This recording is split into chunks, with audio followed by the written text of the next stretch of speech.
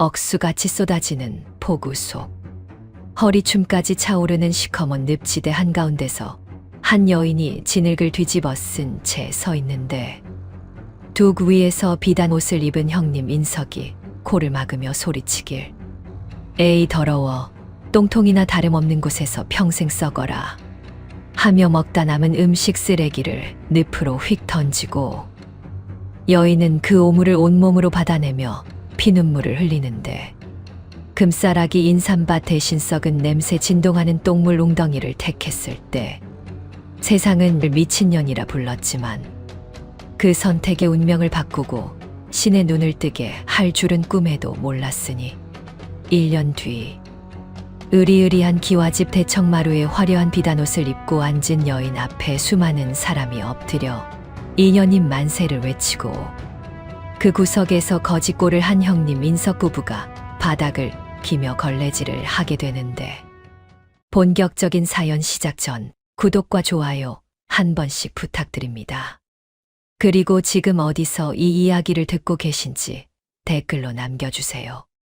댓글 남겨주신 모든 분들이 머무시는 그 자리에 이 이야기처럼 가장 낮은 곳에서 가장 귀한 복이 피어오르기를 바라겠습니다. 조선 숙종 무렵 경기도 광주 땅에는 이름난 부자 최대감이 살고 있었습니다. 최대감에게는 두 아들이 있었는데 본처 소생인 첫째 인석과 첩실 소생인 둘째 인호였습니다. 형 인석은 욕심이 많고 심술이 고약한 반면 동생 인호는 심성이 곱고 우직했습니다. 헌데 서자라는 이유 하나만으로 집안 하인들조차 인호를 무시하기 일쑤였습니다. 인호의 아내, 며느리 이 씨의 삶은 더욱 고달팠습니다. 이 씨는 가난한 산골 약초꾼의 딸로 시집와 시집살이의 매운맛을 온몸으로 견뎌내고 있었습니다. 찬바람이 살을 내는 어느 늦가을 아침이었습니다. 이 씨는 살얼음이 낀 우물가에 앉아 산더미처럼 쌓인 약초 뿌리를 씻고 있었습니다. 최대감네 주업이 약재상이었기에 냄새나고 굳은 일은 죄다 며느리 이 씨의 차지였습니다.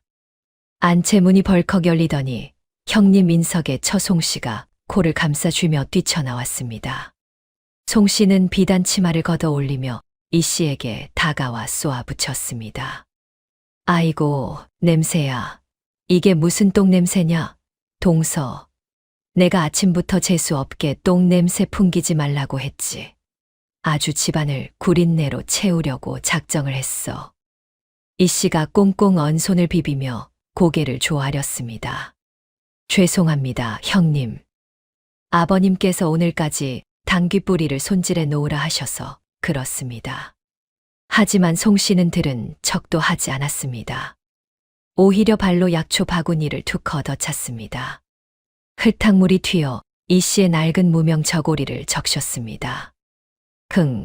천한 약초꾼 딸년이라 그런지 만지는 것마다 똥냄새가 진동을 하는구나.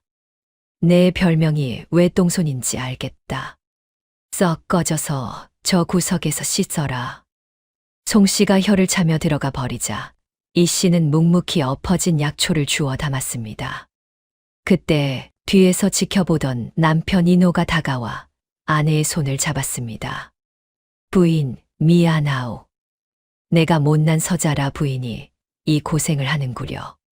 인호의 눈시울이 붉어졌습니다. 이 씨의 손은 거친 약초 뿌리에 긁히고 찬물에 터져 성한 곳이 없었습니다. 피딱지가 앉은 그 손은 정말이지 험한 일을 도맡아 하는 머슴의 손보다 거칠었습니다. 이 씨는 빙그레 웃으며 남편의 눈물을 닦아주었습니다. 서방님, 저는 괜찮습니다. 약초 냄새가 어때서 그렇습니까? 사람 살리는 귀한 냄새인걸요. 허나 이 씨의 속마음까지 괜찮은 것은 아니었습니다. 밤이면 욱신거리는 손가락 마디를 주무르며 남몰래 눈물 훔치는 날이 부지기수였습니다. 그러던 어느 날 집안의 기둥이던 최대감이 갑자기 쓰러졌습니다. 노환이 깊어 손쓸 방도조차 없었습니다. 임종이 가까워지자 최대감은 가족들을 모두 불러 모았습니다. 방 안에는 약 냄새와 죽음의 그림자가 짙게 드리워져 있었습니다. 최 대감은 가쁜 숨을 몰아쉬며 힘겹게 입을 열었습니다. 내 이제 갈 날이 머지않았으니 재산을 정리하겠다. 형 인석의 눈이 번뜩였습니다. 인석은 아버지가 숨을 거두기도 전에 재산 생각에 침을 삼키고 있었습니다. 송씨 역시 남편의 옆구리를 찌르며 귀를 세웠습니다. 내게 남은 큰 재산은 두 가지다. 하나는 마을 입구에 있는 6년근 인삼밭 3,000평이고 인석이 대답하기도 전에 불쑥 끼어들었습니다. 예, 아버님. 최 대감이 말을 이었습니다. 또 하나는 뒷산 너머에 있는 버려진 늪지대다. 최 대감의 말이 끝나자마자 방 안에 정적이 감돌았습니다. 3,000평 인삼밭과 버려진 늪지대. 이것은 비교조차 할 수 없는 극과 극의 유산이었습니다. 인삼밭은 해마다 거금의 수익을 내는 알짜배기 땅이었지만 늪지대는 악취가 진동하고 발이 푹푹 빠져 농사조차 지을 수 없는 그야말로 똥물 웅덩이나 다름없었기 때문입니다. 최 대감의 목소리가 떨렸습니다. 인석아, 너는 장남이니 먼저 고를 권한을 주마. 인석은 찰나의 망설임도 없이 소리쳤습니다. 아버님, 당연히 제가 인삼밭을 가져야지요. 저는 장남 아닙니까? 장남 체면에 저런 똥구덩이를 가질 수는 없지 않습니까? 인석은 혹여나 아버지가 마음을 바꿀까봐 문서를 낚아채듯 가져갔습니다. 송씨의 입가에 찢어질 듯한 미소가 번졌습니다. 최 대감의 시선이 둘째 아들 인호에게 머물렀습니다. 미안함과 안쓰러움이 뒤섞인 눈빛이었습니다. 그래. 그렇다면 인호야. 너는. 인호는 고개를 떨구었습니다. 서자라는 이유로 평생을 차별받았는데 마지막 유산마저 똥물 웅덩이라니 억울함에 목이 메어 말이 나오지 않았습니다. 그때였습니다. 구석에 조용히 앉아있던 며느리 이 씨가 앞으로 나섰습니다. 아버님, 감사합니다. 저희가 늪지대를 받겠습니다. 이 씨의 목소리는 또렷하고 당당했습니다. 방 안에 있던 모든 사람의 시선이 이 씨에게 쏠렸습니다. 형 인석이 코웃음을 쳤습니다. 재수 씨가 드디어 미쳤구만. 그 땅이 어떤 땅인 줄 알고 넙죽 봤나? 거기는 동네 개들도 똥 싸러 안 가는 곳이야. 냄새나서 땅값도 똥값이라고. 송씨도 부채로 코를 가리며 비아냥거렸습니다. 어머, 똥손이라 그런지 고르는 것도 똥 같은 것만 고르네. 잘 어울려요, 동서. 온갖 모욕과 비웃음이 쏟아졌지만 이 씨는 흔들리지 않았습니다. 이 씨는 시아버지 최 대감의 눈을 똑바로 바라보며 말했습니다. 아버님께서는 평생 약초를 연구하신 분입니다. 이유 없이 쓸모없는 땅을 자식에게 남기셨을 리 없습니다. 저희는 아버님의 뜻을 믿습니다. 그 늪지대 절대 메우지 않고 귀하게 가꾸겠습니다. 최 대감의 눈동자가 흔들렸습니다. 흐릿하던 눈빛 속의 찰나의 순간 깊은 안도와 기쁨이 스쳐 지나갔습니다. 최 대감은 떨리는 손을 들어 며느리의 거친 손을 잡았습니다. 고맙다. 부디 겉모습에 속지 말고 속을 보거라. 그것이 최 대감의 마지막 유언이었습니다. 그날 밤 최 대감은 세상을 떠났고 집안의 주인은 인석으로 바뀌었습니다. 장례가 끝나자마자 인석은 동생 부부를 내쫓았습니다. 자, 이제 재산 분배도 끝났으니 나가 살아라. 내 인삼밭 근처에는 얼씬도 하지 마. 재수옴 붙으니까. 인호와 이 씨는 보집 몇 개만 달랑 맨 채 쫓겨났습니다. 갈 곳이라곤 아버지가 남겨주신 빗산 너머 늪지대뿐이었습니다. 마을을 지나 산길을 한참 오르자 퀴퀴하고 시큼한 냄새가 코를 찔렀습니다. 인호가 코를 틀어막으며 물었습니다. 부인, 정말 여기가 우리 땅이요? 눈앞에 펼쳐진 광경은 처참했습니다. 검은 물이 고여있고 썩은 갈대와 오물이 뒤엉킨 거대한 웅덩이였습니다. 발을 디딜 때마다 질척거리는 소리와 함께 검은 진흙이 튀어 올랐습니다. 파리떼가 위민거리고 썩은 달걀 냄새 같은 유황 악취가 진동을 했습니다. 마을 사람들은 멀찌감치 서서 혀를 찼습니다. 쯔쯔 최 부자네 둘째가 결국 저 똥구덩이로 쫓겨났구만. 저기서 어떻게 살아? 냄새나서 하루도 못 버틸걸. 인호는 망연자실하여 바닥에 주저앉았습니다. 황금빛 인삼밭을 차지하고 희희낙낙할 형님 부부를 생각하니 울분이 치솟았습니다. 부인, 우리가 잘못 생각한 것 같소. 이건 그냥 버려진 땅이오. 아버님이 우리를 버리신 게야. 인호가 땅을 치며 오열했습니다. 하오나 이 씨는 조용히 짐을 내려놓고 늪가로 다가갔습니다. 그리고 망설임 없이 그 시커먼 진흙 속에 손을 집어넣었습니다. 부인, 뭐 하는 짓이오, 더럽게. 이 씨가 건져 올린 손에는 검고 끈적한 진흙이 한가득 들려 있었습니다. 악취가 코를 찔렀지만 이 씨는 그 진흙을 뚫어지게 바라보았습니다. 햇살이 비치자 시커먼 진흙 사이로 아주 미세하게 반짝이는 무언가가 보였습니다.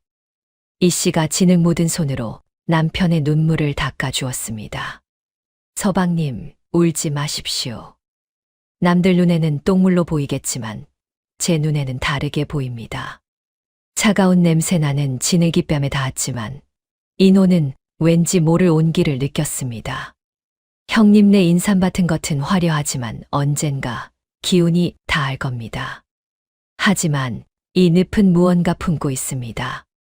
아버님이 남기신 진짜 유산은 바로 이 속에 있을 것입니다. 이 씨의 눈빛은 결의에 차 있었습니다.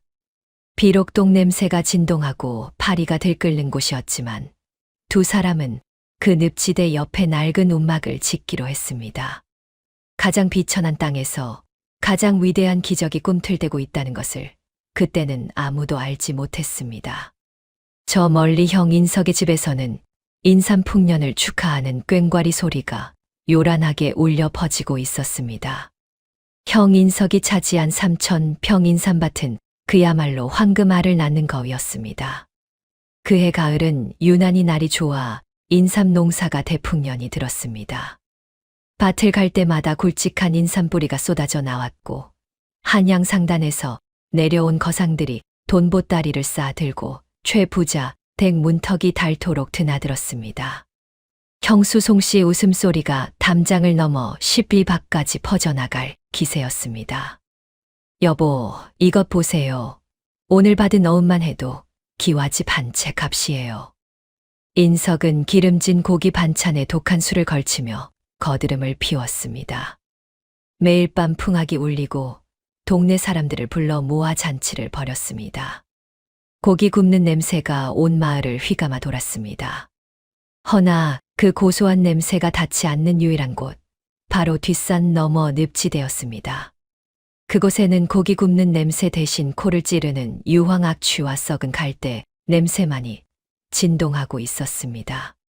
인호와 이씨 부부가 지은 움막은 말이 좋아 집이지 짐승의 굴과 달을 바가 없었습니다. 거적대기를 엮어 만든 문은 찬바람을 막기에 역부족이었고 바닥에서는 습기가 올라와 이불을 깔아도 축축하게 젖어들었습니다. 인호가 마른 기침을 토해냈습니다. 며칠째 제대로 먹지 못한 데다 늪지대의 습한 냉기가 뼛속까지 파고든 탓이었습니다. 서방님, 좀 드십시오. 쑥을 캐서 끓인 죽입니다. 이 씨가 이가 빠진 사기 그릇을 내밀었습니다. 희멀건 죽 위에는 쑥 몇 줄기가 힘없이 떠다니고 있었습니다. 인호는 그릇을 받아들고는 왈칵 눈물을 쏟았습니다. 부인, 내가 죽일 놈이오. 형님 댁에도 이보다는 잘 먹을 거요. 내 못난 놈이라 귀한 사람 데려와서 똥물 옆에서 풀죽이나 먹이다니. 인호의 울음소리가 움막을 채웠습니다. 멀리서 들려오는 형님 댁의 꽹과리 소리가 비수처럼 가슴을 찔렀습니다. 하지만 이 씨는 담담하게 남편의 손을 잡았습니다. 서방님, 약한 소리 마십시오. 저 꽹과리 소리는 껍데기일 뿐입니다. 우리는 지금 속을 채우고 있는 중입니다. 이 씨의 눈은 흔들림이 없었습니다.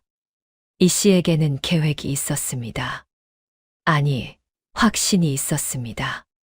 다음 날부터 이 씨의 기이한 일과가 시작되었습니다. 동이 트기도 전 새벽 안개가 자욱할 때 이 씨는 늪지대로 향했습니다. 살얼음이 낀 늪은 보기만 해도 소름이 끼칠 만큼 시커멓고 깊었습니다. 이 씨는 망설임 없이 그 오물 구덩이 속으로 걸어 들어갔습니다. 발목을 지나 무릎, 그리고 허벅지까지 차가운 진흙이 차올랐습니다. 늪바닥에는 썩은 나뭇가지와 날카로운 돌멩이, 그리고 정체를 알 수 없는 징그러운 벌레들이 우글거렸습니다. 살을 애는 듯한 냉기에 저절로 신음이 새어 나왔지만 이 씨는 이를 악물었습니다. 이 씨는 허리춤에 매단 대나무 바구니에 늪 깊은 곳에 진흙을 퍼담았습니다. 표면에 흙이 아니었습니다. 팔을 깊숙이 집어넣어 바닥에 깔린 가장 검고 찰진 흙만을 골라냈습니다. 한참을 작업하고 나오면 온몸은 진흙투성이가 되었고 악취는 며칠을 씻어도 지워지지 않았습니다. 하지만 이 씨는 쉴 틈이 없었습니다. 퍼온 진흙을 고운 체에 걸러 불순물을 제거하고 다시 물에 개어 가라앉힌 뒤 가장 고운 입자만을 모아 그늘에 말렸습니다. 이 과정을 수십 번, 수백 번 반복해야 비로소 정제된 흙 한 줌을 얻을 수 있었습니다. 마을 사람들은 혀를 찼습니다. 쯧쯧 똥물 웅덩이로 쫓겨나더니 결국 실성했구먼. 그 더러운 흙으로 소꿉장난을 하고 있어. 가까이 가지 마라. 냄새 옮는다. 사람들은 이 씨를 보며 코를 막고 피해 다녔습니다. 똥 냄새 나는 여자, 미친 며느리. 그것이 이 씨를 부르는 이름이 되었습니다. 하지만 이 씨는 귀를 닫았습니다. 그렇게 한 달, 두 달이 지났습니다.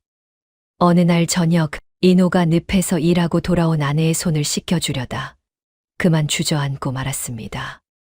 맑은 물에 담긴 아내의 손을 본 순간 가슴이 미어지다 못해 찢어지는 것 같았기 때문입니다. 시집 올 때만 해도 섬섬옥수라 불리던 고운 손이었습니다. 하지만 지금 그 손은 사람의 손이라 할 수 없을 정도로 망가져 있었습니다.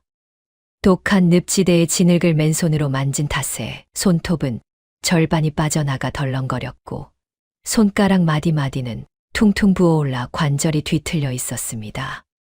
무엇보다 충격적인 것은 지문이었습니다. 거친 흙과 돌에 닳고 닳아 손가락 끝의 지문이 아예 사라져 반들반들해진 것입니다. 부인, 이게 무슨 꼴이오? 이노가 아내의 손을 부여잡고 오열했습니다. 자신의 뺨을 아내의 거친 손바닥에 비비며 통곡했습니다. 나 때문에 그깟 흙덩이가 뭐라고 손이 이 지경이 될 때까지. 이노의 뜨거운 눈물이 이 씨의 뭉툭해진 손가락 사이로 흘러내렸습니다. 늪지대의 도끼가 올라 검푸르게 변한 손. 그것은 흉측한 괴물의 손 같았지만 이노에게는 세상에서 가장 아픈 손이었습니다. 이 씨는 쓴웃음을 지으며 남편의 머리를 쓰다듬었습니다. 서방님, 울지 마십시오. 내 손이 거칠어질수록 저 항아리 속의 흙은 더 고와지는 겁니다. 움막 한쪽 구석에는 이 씨가 피땀으로 정제한 진흙 항아리 5개가 나란히 놓여 있었습니다. 이 손은 썩어가는 게 아닙니다. 우리를 살릴 약손이 되고 있는 겁니다. 이 씨의 목소리에는 단단한 쇳소리가 섞여 있었습니다. 하지만 그날 밤 이노는 잠든 아내의 손에 자신의 옷고름을 찢어 감아주며 밤새도록 숨죽여 울었습니다. 그러던 어느 여름밤이었습니다. 하늘의 구멍이라도 뚫린 듯 억수 같은 비가 쏟아지기 시작했습니다. 늪지대 특성상 비가 오면 물이 급격히 불어났습니다. 천둥 번개가 칠흑 같은 어둠을 찢어발기고 거센 비바람이 움막을 집어삼킬 듯이 몰아쳤습니다. 굉음과 함께 썩은 나무 기둥 하나가 힘없이 꺾였습니다. 움막 지붕이 기우뚱하며 흘탕물이 들이닥쳤습니다. 부인, 위험하오. 어서 밖으로 나가야 하오. 이노가 다급하게 소리쳤습니다. 물은 순식간에 발목을 넘어 무릎까지 차올랐습니다. 살림살이가 둥둥 떠내려가고 아수라장이 되었습니다. 그런데 이 씨는 밖으로 나가는 대신 구석에 놓인 항아리 쪽으로 몸을 던졌습니다. 안 됩니다. 이건 안 됩니다. 이 씨가 진흙 항아리를 품에 안고 웅크렸습니다. 빗물이 들이닥쳐 항아리를 쓸어가려 하자 이 씨는 온몸으로 항아리를 감쌌습니다. 부인, 지금 그깟 흙덩이가 중요하오? 목숨이 경각에 달렸소. 이건 그냥 흙이 아닙니다. 제 피고 제 살이고 우리 서방님 살릴 명줄입니다. 이거 잃으면 저도 죽습니다. 이 씨의 절규에 인호는 몽둥이로 머리를 맞은 듯 했습니다. 아내가 저 흙에 무엇을 걸었는지, 얼마나 처절한 마음으로 매달렸는지 뼈저리게 느껴졌기 때문입니다. 인호가 욕설을 내뱉으며 달려들었습니다. 인호는 아내를 끌어내는 대신 무너져 내리는 지붕 석가래를 자신의 어깨로 받쳐 들었습니다. 천근만근 같은 무게가 어깨를 짓눌렀습니다. 흙탕물이 입과 코로 들이닥쳤지만 인호는 버텼습니다. 내가 바칠 테니 부인은 항아리를 지키시오.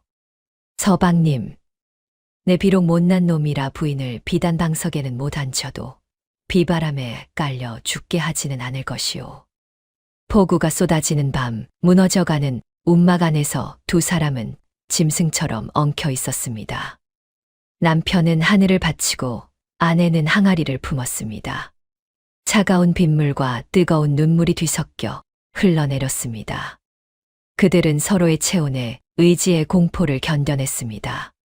냄새나는 늪지대, 쏟아지는 폭우, 무너지는 집.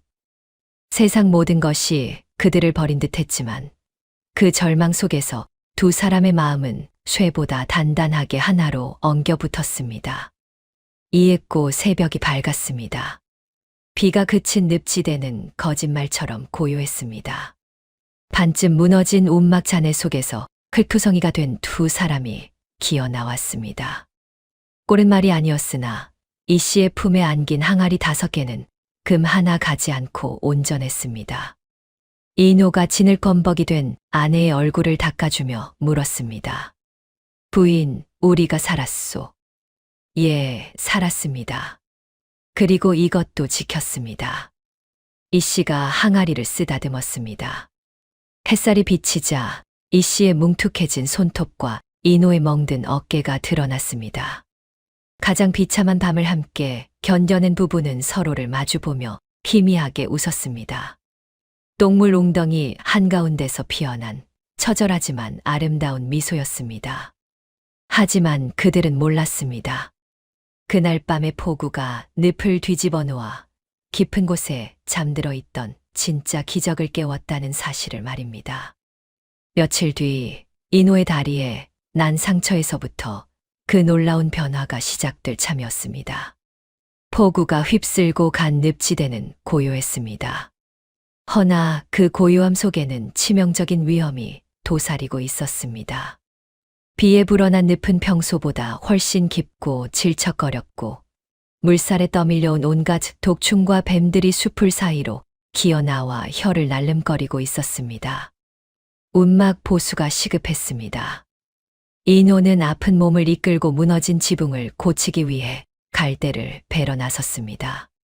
바지를 걷어 올리고 늪 가장자리로 조심스레 발을 내디뎠을 때였습니다.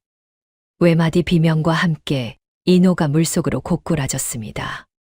서방님, 이 씨가 화들짝 놀라 달려갔습니다.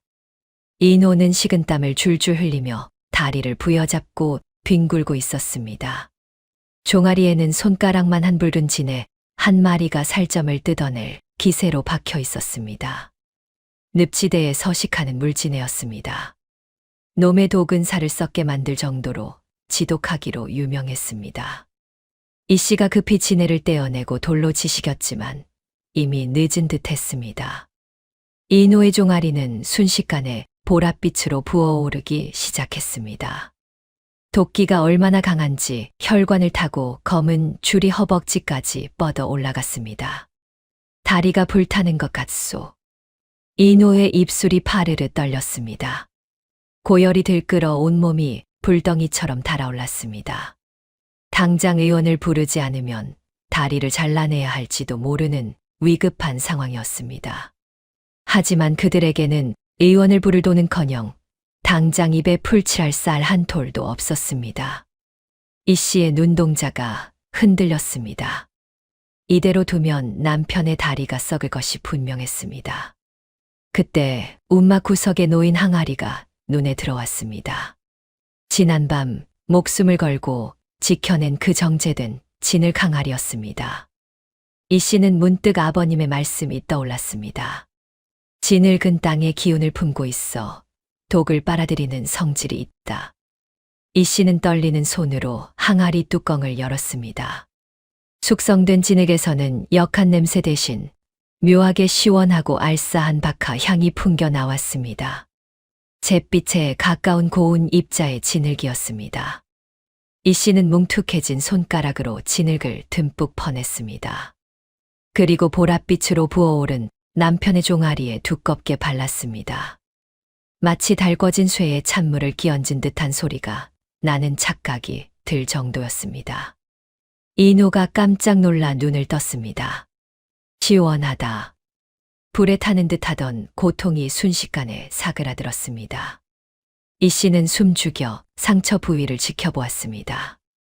놀라운 일이 벌어졌습니다. 회색빛 진흙이 점점 검게 변해가기 시작한 것입니다. 진흙이 상처 속의 도끼를 스펀지처럼 빨아들이고 있었습니다. 한 시즌쯤 지났을 무렵 검게 변한 진흙이 딱딱하게 굳어떨어져 나갔습니다. 이 씨가 떨리는 손으로 마른 흙을 털어내자 퉁퉁 부어있던 종아리가 거짓말처럼 본래의 색으로 돌아와 있었습니다. 붉은 도끼 자국은 흔적도 없이 사라졌고 상처 부위에는 새 살이 돋아나듯 뽀얀 막이 생겨 있었습니다.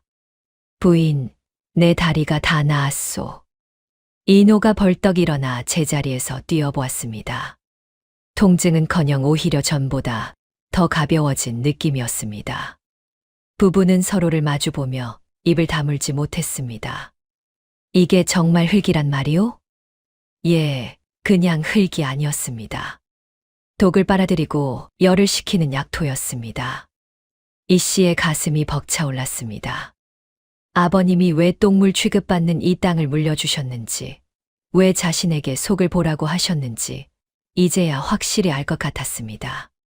이 진흙은 더러운 오물이 아니라 생명을 살리는 보물이었습니다.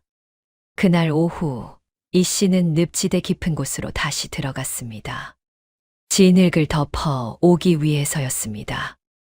허리까지 차는 물속을 더듬던 이 씨의 발에 무언가 딱딱하고 네모난 것이 걸렸습니다. 이 씨는 물속으로 잠수해 그 물체를 확인했습니다.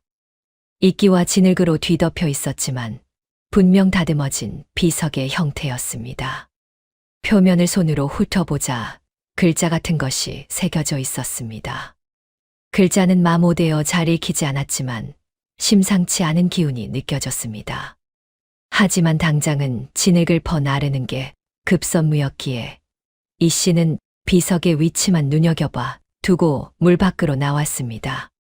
훗날 이 비석이 자신을 살릴 결정적인 증거가 될 줄은 꿈에도 모른 채 말입니다. 며칠 뒤 부부는 마을로 내려갔습니다. 늪지대에서 캔 갈대를 팔아보리쌀이라도 구할 요량이었습니다. 마을 입구 주막에 들어서자 주모의 날카로운 고함이 들려왔습니다. 아이고, 이놈아, 긁지 마라. 피난다니까 그러네. 평상 위에서 대여섯 살 된 사내아이가 자지러지게 울고 있었습니다. 아이의 온몸은 붉은 반점으로 뒤덮여 있었고 가려움을 참지 못해 손톱으로 긁어대는 통에 피고름이 줄줄 흐르고 있었습니다. 옷이 올라도 단단히 오른 모양이었습니다. 이노가 조심스레 물었습니다. 주모, 무슨 일이오? 주모는 퀭한 눈으로 돌아보았습니다. 말도 마시오.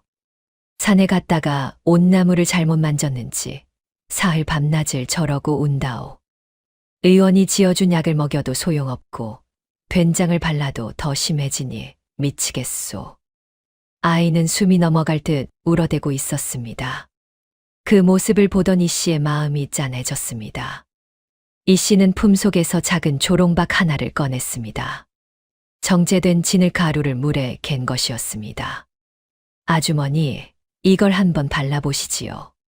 이 씨가 다가가려 하자 주모가 기겁하며 아이를 감싸 안았습니다. 아이고, 냄새야. 이게 무슨 시궁창 냄새요. 저리 안 가요? 안 그래도 아픈 애한테 똥물을 끼얹으려고. 주모는 이 씨의 남루한 행색과 몸에서 나는 늪지대 특유의 냄새를 맡고는 손사래를 쳤습니다. 최 부자 댁에서 쫓겨난 똥손 며느리라는 소문을 익히 들었기 때문입니다. 하지만 이 씨는 물러서지 않았습니다. 아이의 고통이 자신의 고통처럼 느껴졌기 때문입니다. 이 씨는 무릎을 꿇고 간청했습니다. 아주머니, 저를 믿어주십시오. 제 남편의 독축 물린 다리도 낫게 한 핵입니다. 만약 이걸 바르고도 아이가 낫지 않으면 제가 평생 이 주막에서 무보수로 설거지를 하고 장작을 패겠습니다. 제 손을 걸고 맹세합니다. 이 씨의 결의에 찬 눈빛에 주모가 멈칫했습니다. 퉁퉁 부어 뭉툭해진 이 씨의 손. 그것은 흉측한 손이었지만 어딘가 모르게 신뢰를 주는 묵직함이 있었습니다. 게다가 아이가 너무 괴로워하니 지푸라기라도 잡고 싶은 심정이었을 것입니다. 좋소. 대신 애가 잘못되면 댁은 내 손에 죽을 줄 아시오. 주모가 마지못해 아이를 내어주었습니다. 이 씨는 떨리는 손으로 조롱박 뚜껑을 열었습니다. 그리고 아이의 붉게 진 물은 피부 위에 차가운 회색 진흙을 조심스레 펴 발랐습니다. 진흙이 닿자마자 아이의 울음소리가 뚝 그쳤습니다. 화끈거리는 열기가 식으면서 견딜 수 없는 가려움이 사라졌기 때문입니다. 이 씨는 아이의 등과 팔다리에 꼼꼼하게 진흙을 덧발랐습니다. 마치 붉은 불길 위에 회색 이불을 덮은 듯 했습니다. 아이의 거칠던 숨소리가 점차 편안해지더니 불과 반각도 지나지 않아 새근새근 잠이 들었습니다. 사흘 만에 처음 자는 잠이었습니다. 주모의 입이 떡 벌어졌습니다. 세상에나, 이게 무슨 조화람? 진흙이 마르면서 하얗게 변하자 그 아래 붉은 반점이 눈에 띄게 사그라들었습니다. 긁어서 생긴 상처도 꼬들꼬들하게 아물고 있었습니다. 주모가 이 씨의 손을 덥석 잡았습니다. 조금 전까지 더럽다며 밀어내던 그 손이었습니다. 부인, 대체 이게 뭐요? 무슨 약을 쓴 거요? 그냥 늪에서 퍼온 흙입니다. 정성을 다해 걸러내면 약이 됩니다. 이 씨가 덤덤하게 대답했습니다. 주모는 부엌으로 달려가 뜨끈한 국밥 2 그릇과 수육 1 접시를 내왔습니다. 내가 죽을 죄를 지었소. 귀한 분을 몰라보고 어서 드시오. 돈은 필요 없소. 그날 이후 주막을 중심으로 소문이 퍼져나가기 시작했습니다. 최 부자댁 며느리가 가져간 똥물 웅덩이가 약물이라는 소문이었습니다. 냄새나는 늪지대 흙이 바르기만 하면 열이 뚝 떨어지고 새살이 돋는다는 이야기는 발 없는 말이 되어 천리를 갔습니다. 처음에는 반신반의하던 사람들도 하나둘 늪지대 쪽을 기웃거리기 시작했습니다. 종기가 난 노인, 화상을 입은 대장장이, 벌레 물린 아이들이 쭈뼛거리며 움막을 찾아왔습니다. 이 씨는 그들을 내치지 않았습니다. 돈도 받지 않았습니다. 그저 자신이 만든 진흙을 정성껏 발라주었습니다. 효과는 놀라웠습니다. 어떤 피부병이든 이 씨의 흙만 닿으면 씻은 듯이 나았습니다. 사람들은 이제 이 씨를 똥손이라 부르지 않았습니다. 대신 경외심을 담아 진흙 부인이라 부르기 시작했습니다. 하지만 빛이 강하면 그림자도 짙어지는 법입니다. 마을의 분위기가 심상치 않게 돌아가는 것을 가장 먼저 눈치챈 것은 다름 아닌 형 인석이었습니다. 3,000평 인삼밭을 가진 그에게 늪지대에서 들려오는 약토 소문은 묘한 불안감과 함께 더러운 탐욕을 자극하고 있었습니다. 뭐라, 그 똥구덩이 흙이 만병통치약이라고. 그게 돈이 된다고. 인석이 곰방대를 탁탁 털며 눈을 번뜩였습니다. 그의 시선이 멀리 뒷산 넘어 늪지대를 향했습니다. 먹잇감을 노리는 늑대의 눈빛이었습니다. 때마침 옆마을에서부터 무시무시한 괴질이 돌기 시작했다는 흉흉한 소식이 바람을 타고 들려오고 있었습니다. 그의 늦얼음, 바람 끝에 매캐한 냄새가 실려오기 시작했습니다. 처음에는 그저 날이 가물어 흙먼지가 이는 줄만 알았습니다. 하지만 그것은 단순한 먼지가 아니었습니다. 재앙의 전조였습니다. 옆 고을인 양주 땅에서부터 정체 모를 괴질이 돌기 시작했다는 소문이 바다하게 퍼졌습니다. 증상은 끔찍했습니다. 처음에는 모기에 물린 듯 작은 붉은 반점이 돋아나다가 반나절만 지나면 온몸으로 퍼지며 참을 수 없는 가려움증을 유발했습니다. 환자들은 제사를 쥐어 뜯었고 긁은 자리에는 노란 진물이 흐르며 살이 짓물러 터졌습니다. 열이 펄펄 끓어 헛소리를 해대다 결국 탈진에 쓰러지는 무서운 병이었습니다. 사람들은 이 병을 붉은 마마 혹은 화독이라 불렀습니다. 괴질은 바람을 타고 산을 넘어 순식간에 광주 땅까지 덮쳤습니다. 평화롭던 마을은 아수라장이 되었습니다. 아이들의 울음소리와 병자들의 신음소리가 밤낮으로 끊이지 않았습니다. 이 난리통에 눈을 번뜩이는 자가 있었으니 바로 인석이었습니다. 인석은 창고 가득 쌓인 6년근 인삼을 바라보며 회심의 미소를 지었습니다. 기회다. 이건 하늘이 내린 기회야. 인석은 하인들을 시켜 방을 붙였습니다. 만병통치에는 최부잔의 6년근 인삼이 제일이며 면역을 기르면 괴질도 물러간다는 내용이었습니다. 지푸라기라도 잡고 싶은 사람들의 심리를 교묘하게 파고든 것이었습니다. 돈 있는 양반들과 부유한 상인들이 앞다투어 인석의 집으로 몰려들었습니다. 인석은 부르는 데 값이라며 인삼 가격을 10배, 20배로 올렸습니다. 창고 문턱이 닳도록 사람들이 드나들었고 인석의 돈괴에는 은자가 넘쳐나 뚜껑이 닫히지 않을 지경이었습니다. 송 씨는 돈을 세다가 손가락에 쥐가 날 정도라며 즐거운 비명을 질렀습니다. 허나 그 탐욕의 잔치는 오래가지 못했습니다. 인삼은 본디 성질이 뜨거운 약재입니다. 기력이 쇠한 사람에게는 명약이나 몸에 열이 끓어오르는 화독 환자에게는 불난집에 기름을 붓는 격이었습니다. 인석의 인삼을 다려 먹은 환자들이 밤새 비명을 질러댔습니다. 열꽃이 가라앉기는커녕 시뻘건 불기둥처럼 온몸을 휘감았고 목구멍까지 부어올라 숨조차 쉬기 힘들 지경이 되었습니다. 심지어 핏줄이 터져 피를 토하는 사람까지 생겨났습니다. 며칠 뒤 성난 사람들이 인석의 집으로 몰려왔습니다. 이 사기꾼 놈아, 내 놈 인삼 먹고 내 아들이 숨이 넘어가게 생겼다. 돈 돌려내. 사람 잡는 독초를 약이라고 팔아.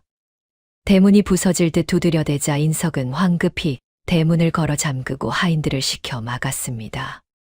이 무식한 것들아, 너희가 적게 먹어서 효험이 없는 게야. 아니면 명줄이 짧은 걸 왜 내 탓을 해? 인석은 오히려 큰 소리를 쳤지만 등줄기에는 식은 땀이 흘렀습니다. 마을 사람들의 분노가 하늘을 찌르고 있었기 때문입니다. 갈곳 잃은 환자들은 절망에 빠졌습니다. 의원들도 고개를 저으며 포기한 병이었습니다. 그때 누군가 뒷산 늪지대로 가자고 외쳤습니다. 소문은 돌고 돌아 죽어가는 사람들의 귀에까지 닿았습니다. 그 더러운 똥물 웅덩이가 마지막 희망이 된 것입니다. 새벽부터 늪지대 움막 앞에는 긴 줄이 늘어섰습니다. 갓쓴 양반부터 누더기를 걸친 거지까지 신분의 귀천 없이 고통 앞에 평등한 모습으로 줄을 서 있었습니다. 이 씨는 쉴 틈이 없었습니다. 이 씨는 밤새 정제한 진을 항아리를 모두 꺼내 놓았습니다.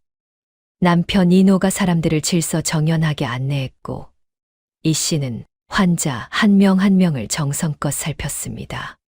이 씨의 앞에는 온몸이 짓물러 차마 눈뜨고 볼 수 없는 참혹한 환자가 앉아 있었습니다. 부인, 제발. 너무 가렵고 아파서 죽고만 싶습니다. 이 씨는 망설임 없이 자신의 뭉툭한 손으로 차가운 회색 진흙을 듬뿍 퍼냈습니다. 그리고 환자의 뜨거운 환부에 두껍게 펴 발랐습니다. 환자의 입에서 안도의 탄성이 터져 나왔습니다. 인삼의 뜨거운 기운과는 정반대였습니다. 늪지대 깊은 곳, 햇빛 한 줌 들지 않는 땅속 냉기를 머금은 진흙이 화독을 시켜주었습니다. 마치 달궈진 쇠를 물에 담글 때처럼 진흙이 닿은 자리에서 열기가 빠져나가는 것이 눈에 보일 정도였습니다. 진흙이 마르면서 붉은 도끼를 빨아들여 검게 변해 떨어져 나갔고 그 자리에는 뽀얀 새살이 돋아날 준비를 하고 있었습니다. 나았다. 가려움이 싹 가셨어. 진흙 부인 만세. 운막 앞마당은 순식간에 눈물바다가 되었습니다. 죽다 살아난 사람들이 이 씨의 치마자락을 붙잡으려 통곡했습니다. 비단 옷을 입은 한 상인이 은자 주머니를 내밀었습니다. 인석에게 바치려다 거절당하고 온 돈이었습니다. 하지만 이 씨는 고개를 저으며 정중히 거절했습니다. 돈은 필요 없습니다. 이 흙은 제가 만든 것이 아니라 하늘과 땅이 거저 주신 것입니다. 저 역시 아버님께 유산으로 받은 것이니 돈을 받고 팔 수는 없습니다. 정 그러시다면 쾌차하신 후에 쌀 한 줌이나 콩 한 줌을 어려운 이웃에게 나눠주십시오. 그것이면 족합니다. 이 씨의 말에 사람들은 그 자리에서 넙죽 큰 절을 올렸습니다. 사람들은 더 이상 이 씨를 똥손이라 부르지 않았습니다. 이 씨의 손은 세상에서 가장 더러운 진흙을 만지느라 지문조차 없어졌지만 사람들의 눈에는 그 어떤 고운 손보다 아름답고 성스러운 약손으로 보였습니다. 이노는 그 광경을 지켜보며 가슴이 벅차올라 눈물을 훔쳤습니다. 똥냄새 난다고 쓸모없는 땅이라고 모두가 버렸던 그곳이 이제는 사람을 살리는 성지가 되어 있었습니다. 부인, 당신이 옳았소.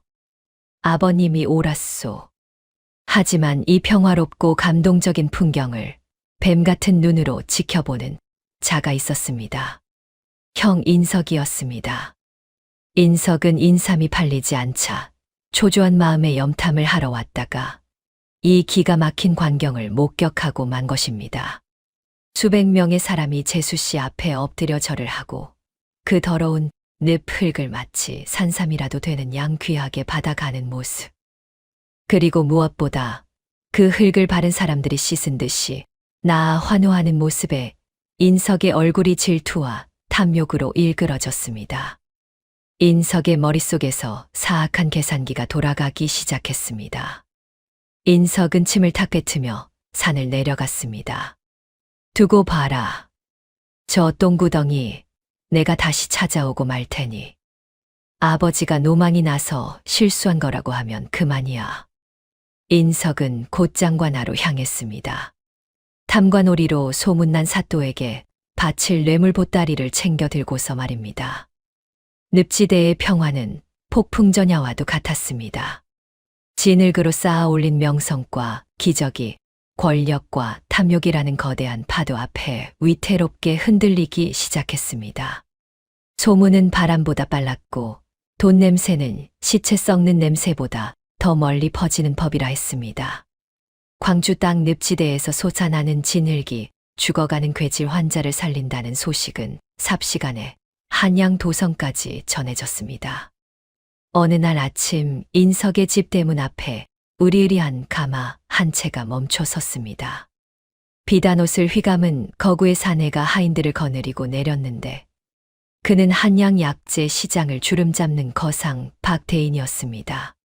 인석은 버선발로 뛰어나갔습니다. 아이고, 박대인께서 이 누추한 곳까지 어인 일이십니까? 제 인삼 소문을 듣고 오셨군요. 어서 안으로 드시지요. 창고에 최상급 6년근이 가득합니다. 인석은 굽신거리며 안채로 안내하려 했습니다. 인삼이 팔리지 않아 창고에서 썩어가던 차에 큰손이 왔으니 횡재했다 싶었습니다. 하지만 박대인의 반응은 싸늘했습니다. 최 부자, 내 지금 인삼 따위를 보러 온 게 아니오.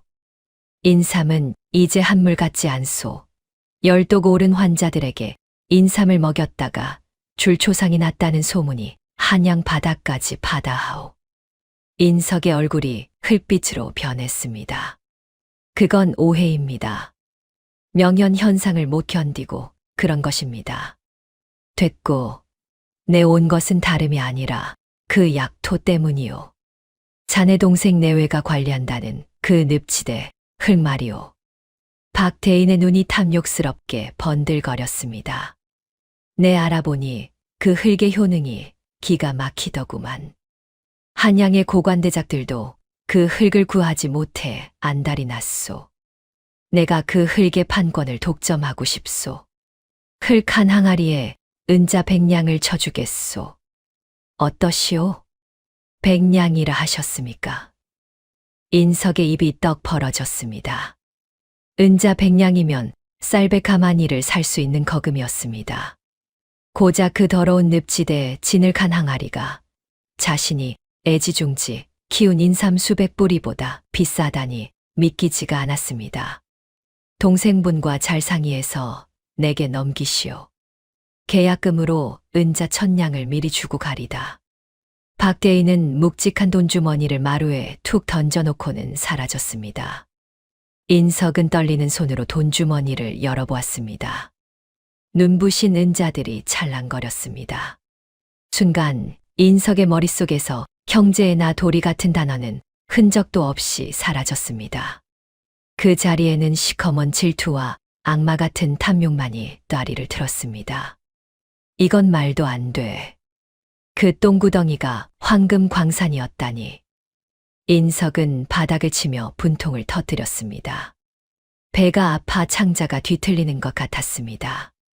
천안서자 놈과 똥손 며느리 년이 감히 자신보다 더 큰 부자가 된다는 건 장남인 인석으로서는 용납할 수 없는 일이었습니다. 여보, 뭘 그렇게 멍하니 있어요? 당장 가서 뺏어와야죠. 송 씨가 옆에서 부채질을 하며 악을 썼습니다. 원래 아버님 땅이었잖아요? 장남인 당신이 갖는 게 법도에 맞아요. 아버님이 돌아가시기 전에 노망이 나서 헛소리한 거라고 우기면 그만이라니까요. 송 씨의 말에 인석의 눈에 도끼가 서렸습니다. 그래, 맞다. 아버지가 제정신일 리가 없지. 멀쩡한 땅을 놔두고 똥구덩이를 차남한테 준다는 게 말이 되느냐. 이건 원천 무효야. 그날 오후 늪지대의 평화는 산산조각이 났습니다. 이 씨는 여느 때처럼 환자들의 환부에 진흙을 발라주고 있었고 인호는 땀을 뻘뻘 흘리며 진흙을 채에 거르고 있었습니다. 그때 요란한 꽹과리 소리와 함께 수십 명의 장정들이 몽둥이를 들고 들이닥쳤습니다. 인석이 고용한 용역 깡패들이었습니다. 깡패들이 환자들을 밀치고 행패를 부리기 시작했습니다. 항아리가 깨지고 정성스레 말려둔 진흙 가루가 바닥에 쏟아졌습니다. 아이고, 내 약, 사람 살리는 약인데. 이 씨가 비명을 지르며 쏟아진 흙을 주워 담으려 했지만 깡패 중 하나가 발로 이 씨의 손을 짓밟았습니다. 인호가 달려들어 아내를 감싸 안았습니다. 그때 뒷짐을 진 인석이 유유히 나타났습니다. 형님, 이게 대체 무슨 폐악질입니까? 환자들이 보고 있지 않습니까? 인호가 피를 토하듯 소리쳤지만 인석은 코웃음을 쳤습니다. 폐악질이라니, 내 땅에서 내 물건을 찾으러 온 게 폐악질이냐? 네, 내 땅이라니요? 아버님께서 분명 저희에게 물려주신 유산입니다. 이놈이 어디서 거짓말을 해? 아버님은 돌아가시기 전에 심각한 치매를 앓고 계셨다.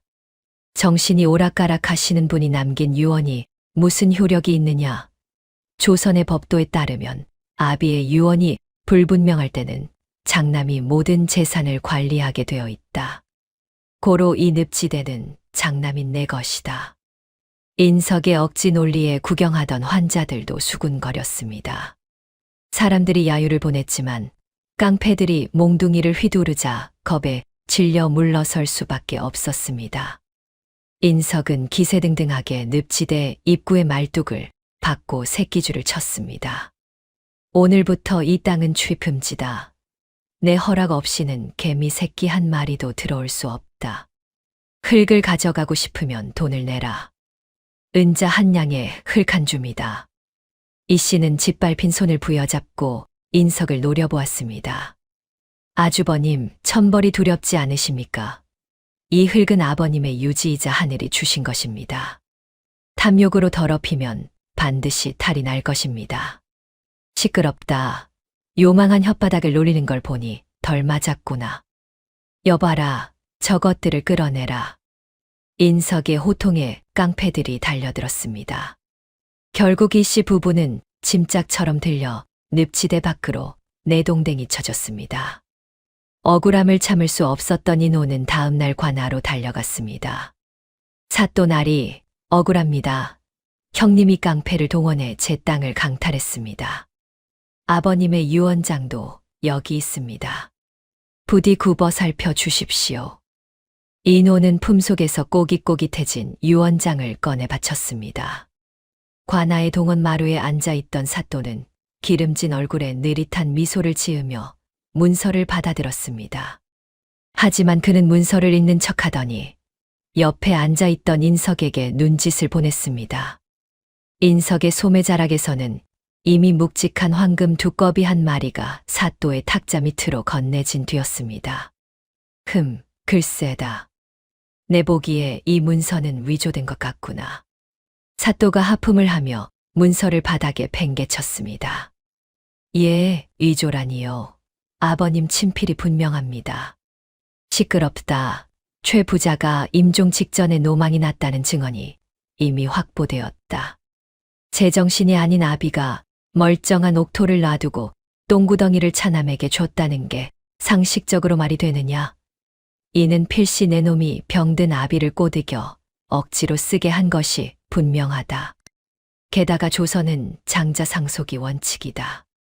집안의 대를 잇는 장남이 이 땅을 관리하는 것이 마땅한 도리인 바, 이 늪지대의 소유권은 장남 최인석에게 있음을 판결한다.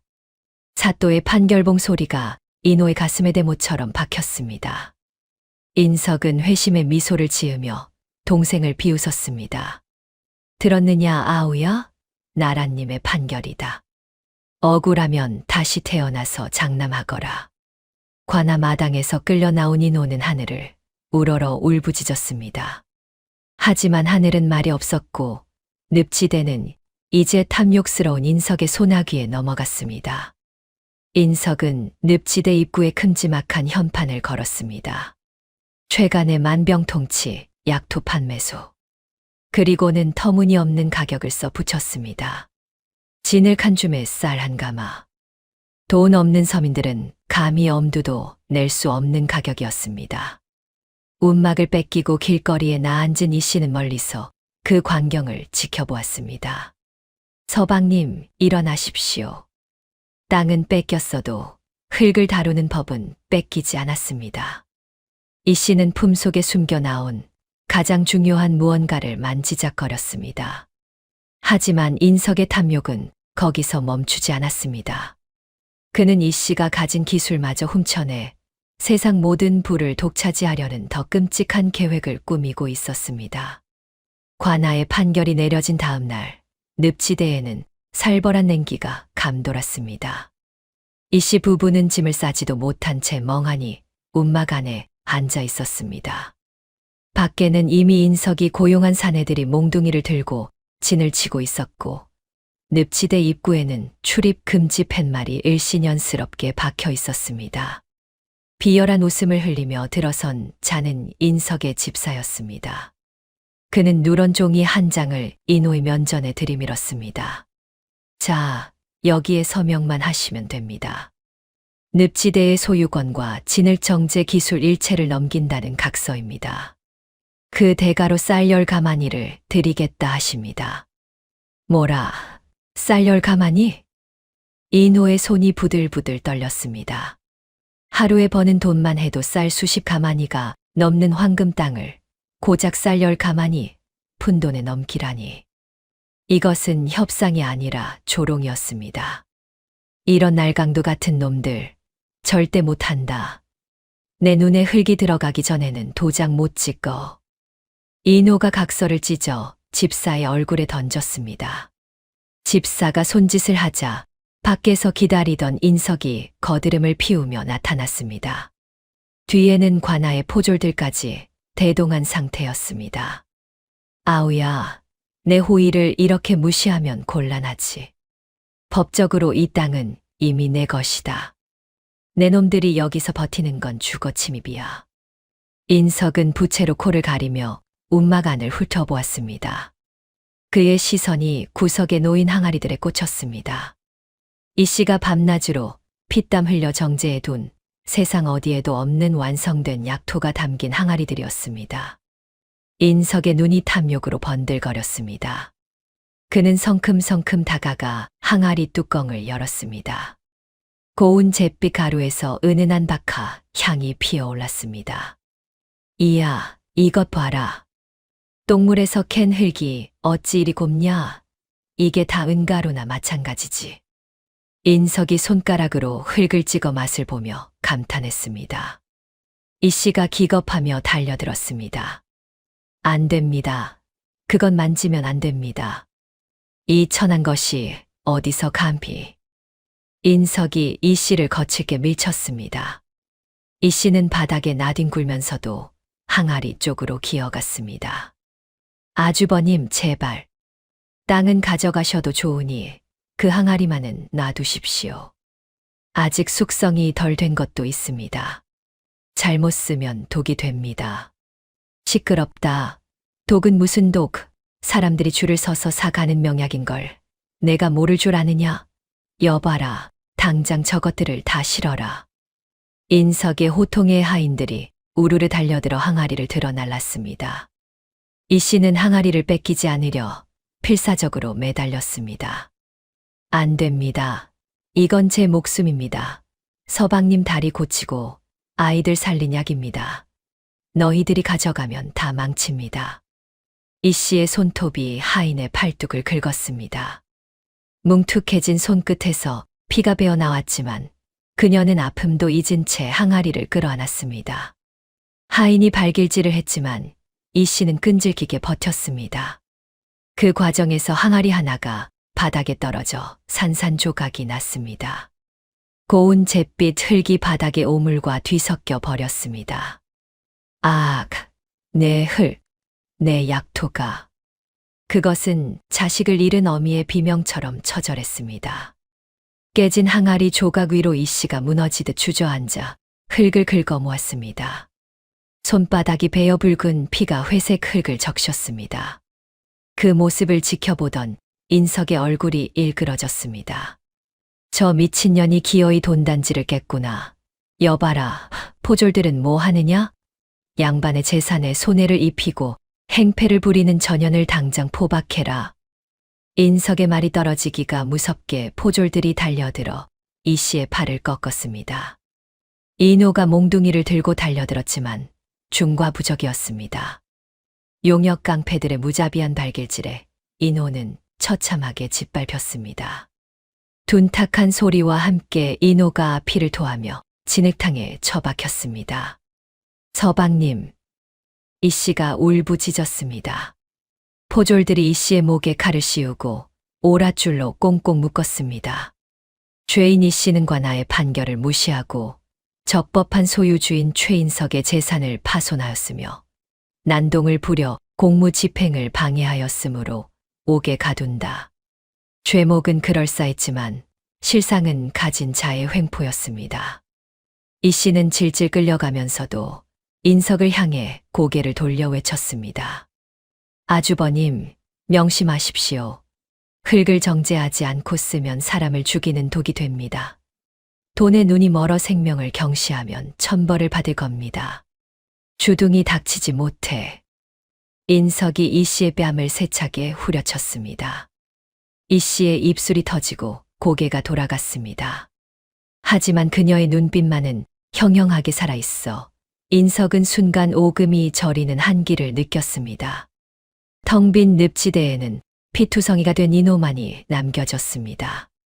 차가운 빗방울이 하나둘 떨어지기 시작했습니다. 이노는 깨진 항아리 조각을 부여잡고 진흙탕을 기었습니다. 한편 늪지대를 완전히 장악한 인석은 승리감에 도취되었습니다. 움막 안에 남은 항아리 4개와 늪지대 전체가 온전히 자신의 것이 되었습니다. 인석은 하인들을 시켜 늪지대 바닥에 흙을 닥치는 대로 퍼올리게 했습니다. 대감마님, 이 흙은 정제 과정을 거쳐야 한다고 들었습니다. 체에 거르고 말려야 도끼가 빠진다던데요. 하인 하나가 조심스레 물었지만 인석은 콧방귀를 뀌었습니다. 어허, 잔소리 말고 퍼 담으라니까. 어차피 바르면 시커멓게 변해서 다 똑같아. 그년이 유난을 떤 거지. 흙이 다 거기서 거기지 뭐가 다르겠느냐? 인석은 흙을 거르는 시간조차 아까웠습니다. 박대인과의 계약 날짜가 코앞이었고 밖에는 흙을 사려는 사람들이 돈을 들고 줄을 서 있었기 때문입니다. 물량이 모자라면 저기 구석에 있는 흙도 섞어라. 예, 거기는 들짐승똥이랑 섞여 있는 곳인데요. 야, 이놈아. 개똥도 약에 쓰려면 없다는데 섞으면 더 좋지. 어차피 똥물 웅덩이 흙인데 누가 알겠느냐? 그냥 퍼 담아. 인석의 탐욕은 브레이크가 고장난 수레처럼 폭주했습니다. 정제되지 않은 생을, 그것도 오물과 독충의 알이 섞인 흙이 화려한 비단 주머니에 담겨 만병통치 약토라는 이름으로 팔려나가기 시작했습니다. 그 시각 차가운 감옥 바닥에 내동댕이 쳐진 이 씨는 퉁퉁 부은 손으로 차가운 벽을 긁으며 기도를 올리고 있었습니다. 죄인 이 씨를 형틀에 묶어라. 사또의 서리빨 같은 호령이 관아 마당을 울렸습니다. 포졸들이 이 씨의 양팔을 거칠게 잡아 끌어 십자 형틀에 묶었습니다. 퉁퉁 구은 손, 지문이 닳아 없어진 그 뭉툭한 손이 밧줄에 꽁꽁 묶여 허공에 매달렸습니다. 내 죄를 내가 알렸다. 사또가 동원 마루에 앉아 거만하게 내려다보았습니다. 그의 옆에는 뇌물을 바친 인석이 비단 의자에 앉아 곰방대를 피우며 비릿한 미소를 짓고 있었습니다. 사또 나리, 저는 죄가 없습니다. 아버님이 물려주신 제 땅을 지키려 했을 뿐입니다. 이 씨는 피 맺힌 입술을 달싹이며 항변했습니다. 이 고얀 년을 보게 아직도 정신을 못 차렸구나. 내 놈이 장남의 재산을 탐하고 관하에서 난동을 부린 죄가 명백하거늘. 여봐라, 전년이 입을 열 때까지 매우 쳐라. 사또의 말이 떨어지기가 무섭게 형리가 곤장을 치켜들었습니다. 살이 찢어지는 파여름이 정적을 갈랐습니다. 이 씨의 입에서 단말마의 비명이 터져 나왔습니다. 곤장은 쉴 새 없이 춤을 추었습니다. 고통이 온몸의 신경을 끊어놓는 듯 했습니다. 눈앞이 하얘지고 숨이 턱턱 막혀왔습니다. 하지만 이 씨는 이를 악물고 비명을 삼켰습니다. 저 탐욕스러운 아주버님 앞에서 약한 모습을 보이고 싶지 않았기 때문입니다. 관아 대문 밖에서는 더 처절한 광경이 펼쳐지고 있었습니다. 쫓겨난 남편 이노가 닫힌 대문에 머리를 찌으며 울부짖고 있었습니다. 사또 나리, 제발 우리 부인을 살려주시오. 내가 잘못했소. 땅이고 뭐고 다 형님 가지라 하시오. 제발 부인만은 살려주시오. 이노의 이마가 찢어져 피가 흘러내려 대문을 적셨습니다. 지나가던 마을 사람들이 그 모습을 보고 눈시울을 붉혔지만 감히 관아 일이라 끼어들지 못하고 발만 동동 굴렀습니다. 담장 너머로 들려오는 남편의 절규에 형틀에 묶인 이 씨의 눈에서도 주르륵 눈물이 흘러내렸습니다. 한편 그 시각 늪지대에서는 인석의 하인들이 횃불을 밝히고 가짜 약토를 만드느라 분주했습니다. 인석은 관아에서 이 씨가 고문당하는 것을 즐기다가 흙을 팔 시간이 되자 슬그머니 늪지대로 돌아왔습니다. 입구에는 이미 밤새 줄을 선 환자들이 장사진을 이루고 있었습니다. 창고에는 이 씨에게서 뺏은 정제된 진흙 항아리 4개가 있었지만 몰려든 사람들을 감당하기엔 턱없이 부족했습니다. 항아리는 금세 바닥을 드러냈습니다.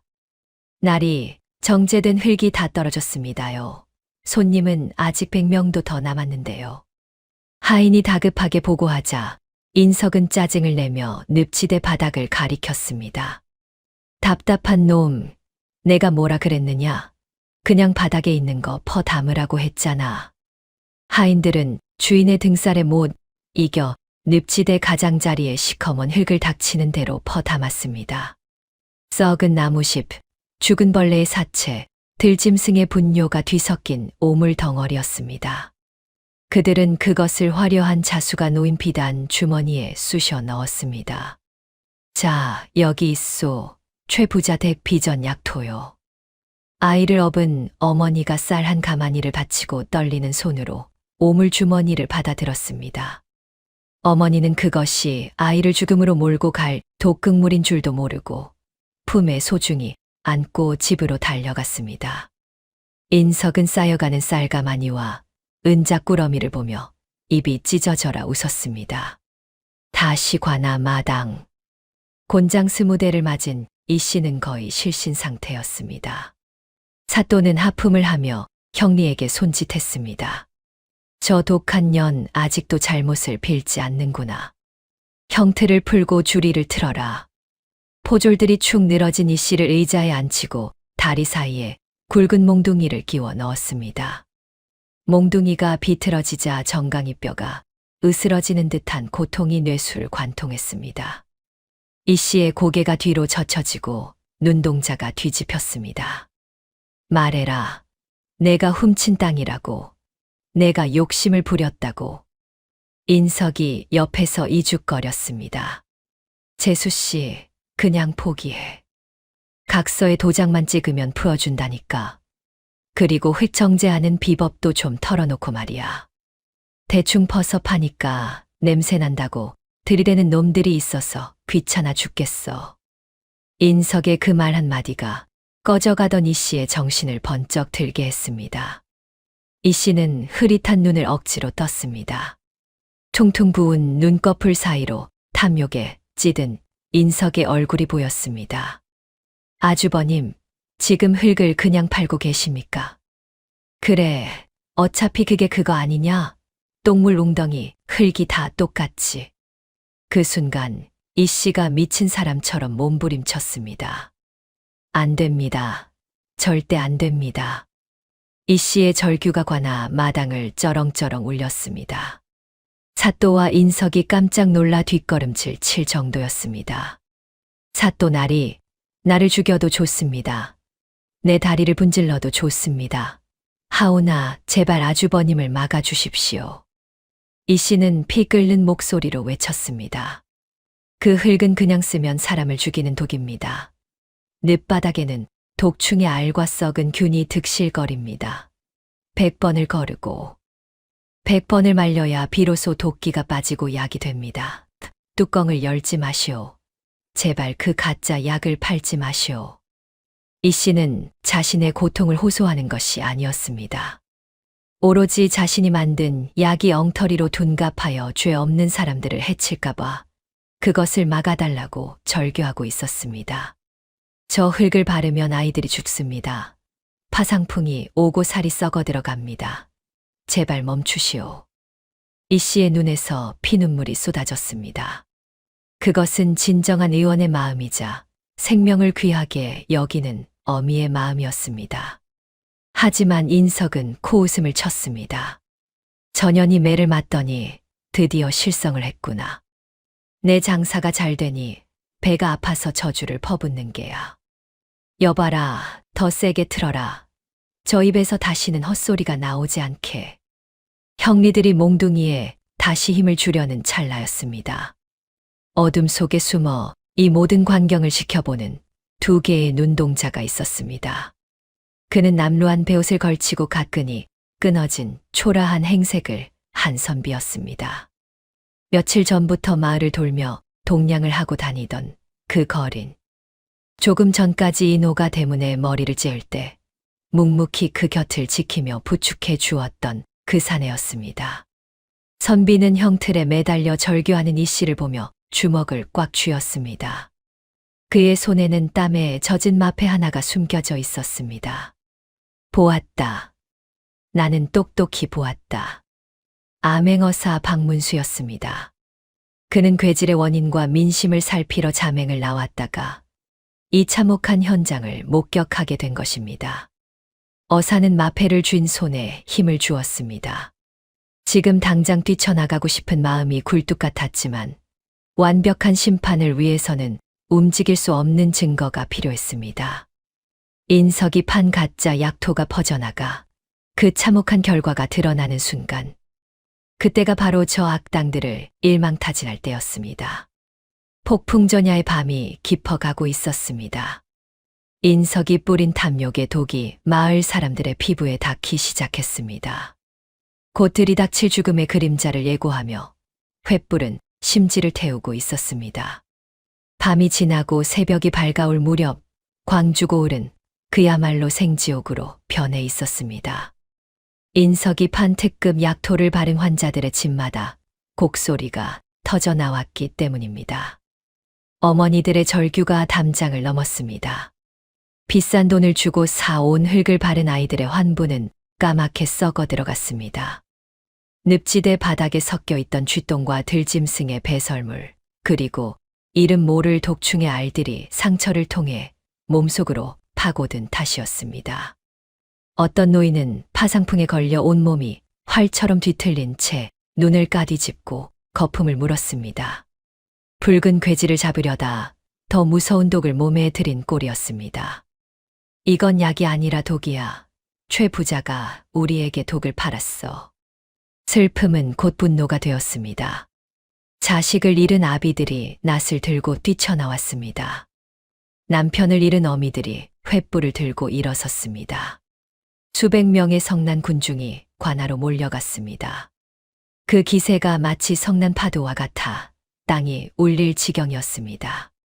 관아 안에서는 아직도 잔치가 벌어지고 있었습니다. 사또와 인석은 지난밤 거둬들인 돈 타령을 하며 술잔을 기울이고 있었습니다. 이 씨는 피투성이가 된 채 형틀에 축 늘어져 있었고, 인호는 대문 밖에서 탈진에 쓰러져 있었습니다. 포졸 하나가 혼비백산하여 뛰어들어왔습니다. 사또 날이 큰일 났습니다. 폭동입니다. 마을 사람들이 횃불을 들고 들이닥쳤습니다. 최대감이 판 약토 때문에 사람이 죽었다고 난리입니다. 뭐라고? 인석의 술잔이 바닥에 떨어져 깨졌습니다. 밖에서 웅성거리는 소리가 들리더니 곧이어 대문이 쾅쾅 울리기 시작했습니다. 사또의 얼굴이 사색이 되었습니다. 막아라, 대문을 걸어 잠가. 저 폭도들이 들어오면 다 죽여버리겠다. 하지만 성난 민심을 나무 문짝 하나로 막을 수는 없었습니다. 굉음과 함께 빗장이 부서지고 대문이 활짝 열렸습니다. 횃불을 든 군중이 노도처럼 밀려 들어왔습니다. 그 선두에는 죽은 아이의 시신을 아는 어머니가 서 있었습니다. 네 이놈들, 이게 내 놈들이 판 약이냐? 내 새끼 살려내라. 어머니가 품에서 비단 주머니를 꺼내 인석의 얼굴에 집어 던졌습니다. 주머니가 터지며 시커먼 오물 덩어리가 인석의 얼굴에 흩뿌려졌습니다. 썩은 내가 진동하는 가짜 약토였습니다. 인석이 비명을 지르며 얼굴을 닦아냈습니다. 이 무지한 것들이 어디 안전이라고 행패냐. 내 놈들이 약을 잘못 써놓고 왜 나한테 뒤집어 씌워? 인석은 끝까지 발뺌하며 사또 뒤로 숨었습니다. 사또가 칼을 빼들고 고함을 쳤습니다. 물러서라. 관아를 침범한 놈들은 영모죄로 다스리겠다. 여봐라. 저 폭도들을 당장 베어라. 포졸들이 창을 겨누며 백성들을 위협했습니다. 힘없는 백성들은 창끝 앞에서 주춤거릴 수밖에 없었습니다. 억울함에 피눈물을 흘리면서도 공권력의 무자비함 앞에서는 발이 얼어붙은 것입니다. 그때였습니다. 멈추시오. 군중 뒤편에서 벼락 같은 호통 소리가 들려왔습니다. 사람들이 길을 터주자 남루한 베옷을 입은 거지 꼴의 사내가 성큼성큼 걸어 나왔습니다. 지난밤 이 씨의 고문을 지켜보던 그 선비였습니다. 사또가 코웃음을 쳤습니다. 뭐냐, 저 거지는 내 놈도 죽고 싶어서 환장을 했구나. 선비는 사또의 조롱에도 아랑곳하지 않고 천천히 고개를 들어 사또와 인석을 쏘아보았습니다. 그 눈빛이 어찌나 형형한지 인석은 저도 모르게 뒷걸음질을 쳤습니다. 백성의 고혈을 빨아먹는 탐관오리와 돈에 눈이 멀어 독을 판 악덕 상인에게 구하노라. 하늘이 무섭지 않으냐. 이 미친 거지가 여봐라, 저놈을 당장 매질하여 내쫓아라. 사또가 길길이 날뛰었습니다. 포졸들이 몽둥이를 들고 선비에게 달려들었습니다. 절체절명의 순간이었습니다. 선비가 품속에서 무언가를 꺼내 높이 치켜들었습니다. 아침 햇살을 받아 번쩍이는 그것. 5마리의 말이 새겨진 둥근 쇠패. 마패였습니다. 순간 시간이 멈춘 듯 정적이 흘렀습니다. 사또의 눈이 튀어나갈 듯 커졌습니다. 인석의 입이 떡 벌어졌습니다. 선비가 우렁차게 외쳤습니다. 암행어사 출두야. 그 소리는 광주고을을 뒤흔드는 천둥소리였습니다. 사방에서 함성이 터져 나왔습니다. 관아의 담장을 넘어 지붕 위에서 대문 밖에서 수십 명의 역졸들이 몽둥이를 들고 쏟아져 들어왔습니다. 역졸들이 포졸들을 제압하고 도망치려는 인석과 사또를 포위했습니다. 인석이 쥐새끼처럼 도망치려다 역졸의 몽둥이에 걸려 나뒹굴었습니다. 사또는 관복 자락이 밟혀 엎어졌고 그 위로 역졸들이 달려들어 포승줄로 꽁꽁 묶었습니다. 상황은 순식간에 역전되었습니다. 조금 전까지 기세등등하던 사또와 인석은 이제 죄인의 신세가 되어 마당 한가운데 무릎 꿇렸습니다. 어사는 헌옷을 벗어 던지고 역졸이 건네준 관복을 걸치지 않은 채 백성의 옷을 입은 그대로 동원 마루에 올랐습니다. 죄인 김가와 최인석은 고개를 들라. 어사의 호통에 두 사람은 사시나무 떨듯 떨며 고개를 들었습니다. 내 놈들의 죄상은 내 이미 낱낱이 파악하였다. 사또 김가는 뇌물을 받고 억울한 백성의 재산을 강탈하도록 도왔으며 무고한 일을 고문하고 가뒀다. 그 죄가 태산보다 무겁다. 사또 나리 억울합니다. 저는 그저 법대로. 닥쳐라. 내 놈이 받은 뇌물 장부가 이미 내 손에 있다. 어사가 품에서 장부를 꺼내 던졌습니다. 인석이 사또에게 바친 뇌물 내역이 꼼꼼하게 적힌 비밀 장부였습니다. 사또는 얼굴이 흑빛이 되어 바닥에 머리를 박았습니다. 어사의 눈길이 인석에게로 옮겨갔습니다. 그리고 최인석. 너는 아비의 유언을 조작하여 동생의 땅을 뺏고 정제되지 않은 오물을 약이라 속여 팔아 수많은 백성을 죽거나 병들게 하였다. 내 놈이 사람이냐 짐승이냐? 사또, 저는 몰랐습니다. 흙이 다 똑같은 줄 알았지. 독이 있을 줄은 꿈에도. 인석이 변명을 늘어놓자 어사는 하인에게 손짓했습니다. 역졸이 인석이 팔던 비단 주머니 하나를 가져왔습니다. 이것이 내가 팔던 흙이다. 그리고 이것이 내 재수 씨가 만든 흙이다. 어사가 두 흙을 꺼내 비교해 보였습니다. 인석의 흙은 시커멓고 악취가 진동하며 자세히 보면 벌레 사체와 쥐똥이 섞여 있었습니다. 반면 이 씨의 흙은 고운 회색빛이 감돌며 은은한 박하 향이 났습니다. 눈이 있는 자라면 누가 봐도 확연히 다른 것이었습니다. 내 놈은 돈에 눈이 멀어 똥과 된장도 구분하지 못했느냐. 내가 판 것은 흙이 아니라 내 놈의 더러운 탐욕이었다. 잘못했습니다. 죽을 죄를 지었습니다. 인석은 그제야 사태를 파악하고 바닥에 머리를 찌우며 빌기 시작했습니다. 하지만 이미 늦은 후회였습니다. 군중 속에서 피해자들이 돌을 던지기 시작했습니다. 돌멩이가 날아와 인석의 이마를 찢어 놓았습니다. 피가 흘러내려 그의 얼굴을 뒤덮었습니다. 어사는 손을 들어 군중을 진정시켰습니다. 멈추시오. 이자의 죄는 국법으로 엄히 다스릴 것이오. 그리고 어사는 형틀에 매달려 있는 이 씨를 바라보았습니다. 그녀는 고문으로 의식을 잃은 채 축 늘어져 있었습니다. 여봐라, 당장 저 부인을 풀어드려라. 그리고 의원을 불러라. 어서. 역졸들이 달려가 밧줄을 끊고 이 씨를 조심스레 내렸습니다. 대문 밖에서 기어들어온 남편 이노가 아내를 끌어안았습니다.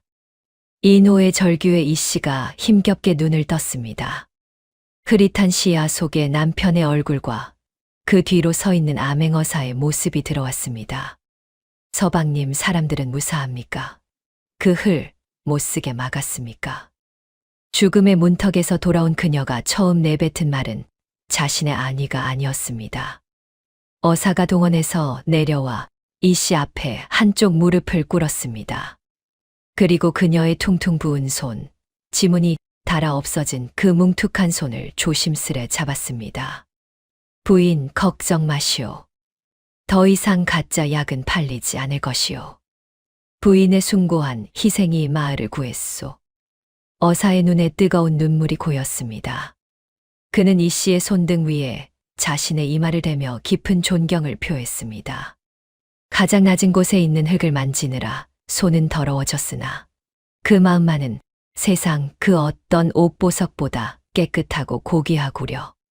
내 오늘 이 자리에서 부인의 억울함을 모두 풀어드리고 진정한 주인이 누구인지 만천하에 밝히겠소. 어사가 다시 일어나 죄인들을 노려보았습니다. 그의 눈빛은 추상과 같았습니다. 이제 마지막 심판만이 남았다. 최인석, 내 놈이 그토록 주장하던 진짜 주인의 증거를 내 눈으로 직접 확인해야겠다. 증거라니요. 인석이 덜덜 떨며 물었습니다. 내 재수씨가 늪지대 바닥에서 보았다는 비석 말이다. 내 놈이 아버지를 치매라 모함했으나 그 비석에 적힌 글귀가 사실이라면 내 놈은 천륜을 어긴 페류나가 되는 것이다. 어사는 역졸들에게 명했습니다. 지금 당장 죄인들을 끌고 늪지대로 간다. 늪바닥을 파서 비석을 찾아내라. 암행어사의 호령에 따라 거대한 행렬이 늪지대로 이동했습니다. 앞장선 것은 포승줄에 묶인 사또와 인석이었고 그 뒤를 역졸들의 호위를 받는 어사와 가마에 실린 이 씨가 따랐습니다. 그리고 수백 명의 마을 사람들이 횃불을 들고 그 뒤를 이으니 늪지대로 향하는 길은 마치 거대한 불뱀이 꿈틀거리는 듯 했습니다. 새벽 안개가 자욱한 늪지대는 여전히 음산하고 축축했습니다. 인석은 늪 앞에 서자 다리가 풀려 주저앉고 말았습니다. 죄인 최인석, 내가 아비의 유언을 조작했다고 했느냐? 아비가 치매에 걸려 똥물 웅덩이를 차남에게 준 것이라 했느냐? 어사가 늪을 가리키며 물었습니다. 그렇습니다. 제정신이라면 누가 이 더러운 땅을 유산으로 주겠습니까? 분명 노망이. 입 닥쳐라. 내 놈의 그 더러운 입이 아직도 거짓을 고하는구나. 어사는 이 씨에게 고개를 돌렸습니다. 부인, 비석을 보았다는 곳이 어디요? 이 씨는 남편 이노의 부축을 받아 힘겹게 몸을 일으켰습니다. 곤장과 주리로 만신창이가 된 몸이었지만 그녀의 눈빛은 흔들림 없이 늪의 한 지점을 가리켰습니다. 저기 갈대수 반쪽 물이 가장 깊은 곳입니다. 여봐라, 부인이 가리키는 곳을 봐라. 물을 퍼내고 바닥을 드러내라. 역졸들과 마을 장정 수십 명이 달려들었습니다. 그들은 양동이로 물을 퍼내고 삽으로 진흙을 파헤쳤습니다. 한 시즌쯤 지났을 무렵 물이 빠지고 시커먼 바닥이 드러날 즈음 땅을 파던 장정의 삽 끝에 둔탁한 소리가 걸렸습니다. 장정들이 달려들어 주변의 흙을 걷어내자 진을 속에 묻혀있던 거대한 석함 하나가 모습을 드러냈습니다. 이끼와 오물에 뒤덮여 있었지만 뚜껑에는 누군가 정성스레 새긴 글씨가 희미하게 보였습니다. 어사가 다가가 석함에 묻은 진흙을 손수 닦아냈습니다. 그러자 글자가 선명하게 드러났습니다. 욕심은 껍데기를 취하고 정성은 알맹이를 취한다. 그것은 돌아가신 최 부자의 친필이었습니다.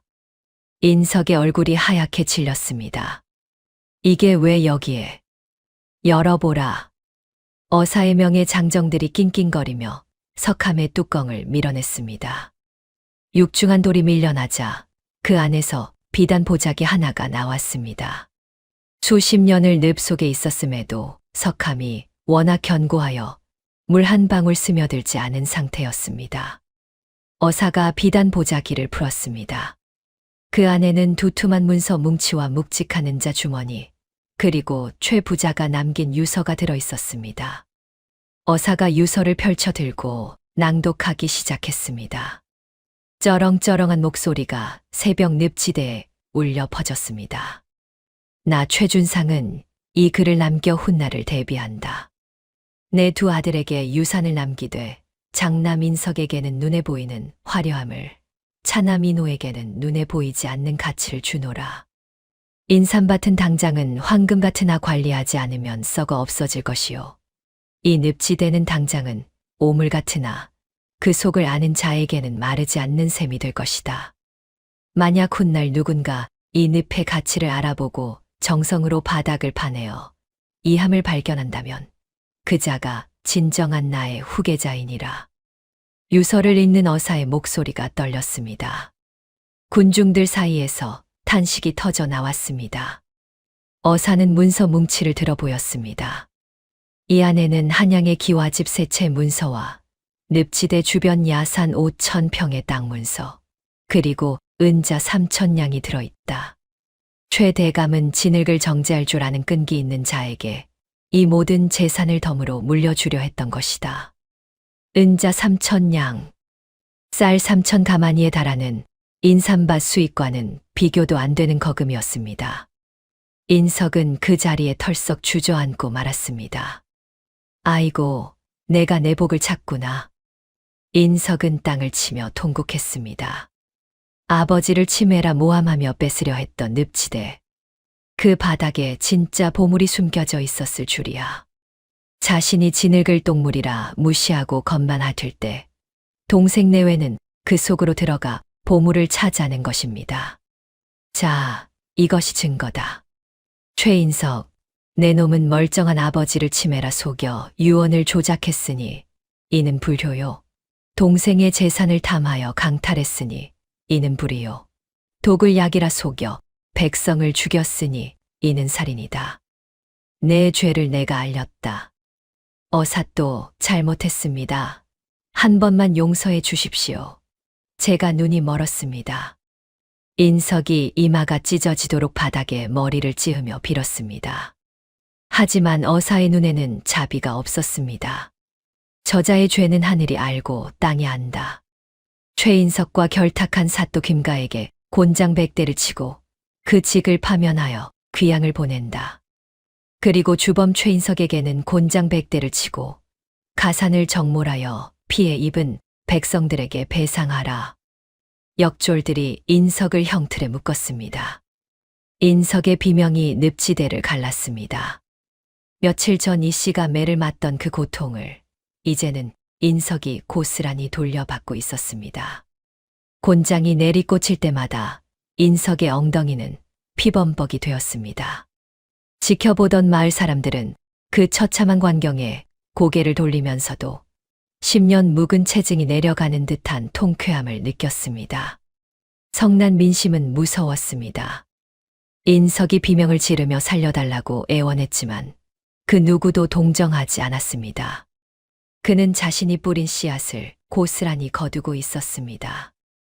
100대의 매질이 끝났을 때 인석은 거품을 물고 기절해 있었습니다. 어사는 땀을 닦으며 이 씨에게 다가갔습니다. 그리고 석함에서 나온 문서와 은자 주머니를 그녀에게 건넸습니다. 받으시오. 이것이 부인이 흘린 피땀의 대가이자 최 대감님이 인정하신 진짜 주인의 증표요. 이 씨는 떨리는 손으로 문서를 받아들었습니다. 뭉툭해진 손가락이 문서에 닿았습니다. 이 씨의 눈에서 뜨거운 눈물이 쏟아졌습니다. 진한 설움이 파도처럼 밀려왔습니다. 똥손이라 무시당하고 미친년이라 손가락질 받던 세월. 늪지대에서 악취를 견디며 진흙을 퍼올리던 밤들. 곤장을 맞으며 억울해했던 시간들이 주마등처럼 스쳐 지나갔습니다. 남편 이노가 다가와 아내를 부둥켜 안고 울었습니다. 부인 고생했소. 정말 고생했소. 그때였습니다. 횃불을 든 마을 사람들이 하나둘 쭈뼛거리며 다가왔습니다. 그들은 인석에게 속아 가짜 약을 샀던 사람들, 이 씨를 오해하고 욕했던 사람들이었습니다. 가장 먼저 나선 것은 주막집 주모였습니다. 그녀는 이 씨 앞에 털썩 무릎을 꿇었습니다. 부인, 아니, 의녀님. 우리가 죽을 죄를 지었습니다. 귀한 분을 몰라보고 가짜 약에 속아 부인을 원망했습니다. 부디 용서해 주십시오. 주모가 울며 절을 하자 뒤이어 수백 명의 마을 사람들이 일제히 무릎을 꿇었습니다. 의녀님, 저희를 살려주십시오. 저희가 어리석었습니다. 부디 흙을, 진짜 약토를 나눠주십시오. 늪지대 앞마당은 순식간에 거대한 참회의 장이 되었습니다. 수백 개의 횃불 아래 수백 명의 사람이 이 씨 앞에 엎드려 있었습니다. 그것은 마치 살아있는 부처를 영접하는 듯한 광경이었습니다. 이 씨는 남편의 부축을 받아 힘겹게 일어섰습니다. 그리고 멍투성이가 된 몸을 이끌고 사람들 앞으로 걸어갔습니다. 그녀는 주모를 일으켜 세우며 부드럽게 말했습니다. 일어나십시오. 여러분의 잘못이 아닙니다. 탐욕에 눈먼 자가 속인 것이지 살고자 했던 여러분이 무슨 죄가 있겠습니까? 이 씨의 목소리는 따뜻했습니다. 제 몸이 부서지는 한이 있어도 여기 있는 흙이 마르지 않는 한 여러분을 외면하지 않겠습니다. 창고에 남은 진짜 약토를 꺼내 아이들부터 치유합시다. 사람들의 환호성이 새벽 하늘을 찔렀습니다. 어사는 그 모습을 흐뭇하게 바라보며 고개를 끄덕였습니다. 과연 똥물에서 연꽃이 피었구나. 내 이번 암행에서 가장 귀한 것을 보고 가는도다. 어사는 조용히 역졸들을 데리고 사라졌습니다. 진짜 영웅은 자신이 아니라 저 여인임을 알았기 때문입니다. 해가 떠오르고 있었습니다. 붉은 아침 햇살이 늪지대를 비추자 검고 더럽게만 보이던 눈물이 황금빛으로 반짝이기 시작했습니다. 그 빛은 마치 이 씨가 흘린 피땀이 보석이 되어 빛나는 것 같았습니다. 한편 기절했다가 깨어난 인석은 개처럼 끌려가며 그 광경을 뒤돌아보았습니다. 자신이 버린 땅, 자신이 똥물이라 비웃었던 그곳에서 동생 내외가 왕처럼 추앙받고 있었습니다. 인석은 피눈물을 흘리며 바닥을 기었습니다. 그에게 남은 것은 아무것도 없었습니다. 인삼밭은 괴질 소문으로 폐허가 되었고 집과 땅은 모두 몰수당했습니다. 곤장백대로 엉덩이는 문드러졌고 마을 사람들의 돌팔매질의 몸은 만신창이가 되었습니다. 무엇보다 고통스러운 것은 자신이 걷어찬 복덩어리가 얼마나 거대했는지 뼈저리게 깨달았다는 사실이었습니다. 후회는 언제나 늦게 찾아오는 법입니다. 그는 이제 동생에게 구걸조차 할 수 없는 처지가 되어 윷배지로 끌려갔습니다. 이 씨는 햇살 아래 반짝이는 자신의 뭉툭한 손을 내려다보았습니다. 지문은 사라지고 없었지만 그 손 안에 세상 모든 것이 들어있었습니다. 사람의 생명을 살리는 기술, 남편의 사랑, 마을 사람들의 존경, 그리고 아버님이 남겨주신 막대한 유산까지. 가장 천한 것을 만져 가장 귀한 것을 얻은 여인. 똥손이라 놀림받던 그녀의 손은 이제 세상을 치유하는 신의 손이 되어 있었습니다. 인석이 유배를 떠나고 1년이라는 세월이 흘렀습니다. 강산이 변한다는 10년도 아니었지만 광주 땅 늪지대에는 천지개벽이라 할 만한 변화가 일어났습니다. 악취가 진동하고 파리떼가 들끓던 그 똥물 웅덩이는 온데간데 없어졌습니다. 대신 그 자리에는 으리으리한 기와집 수십 채가 들어선 거대한 약토 마을이 형성되어 있었습니다.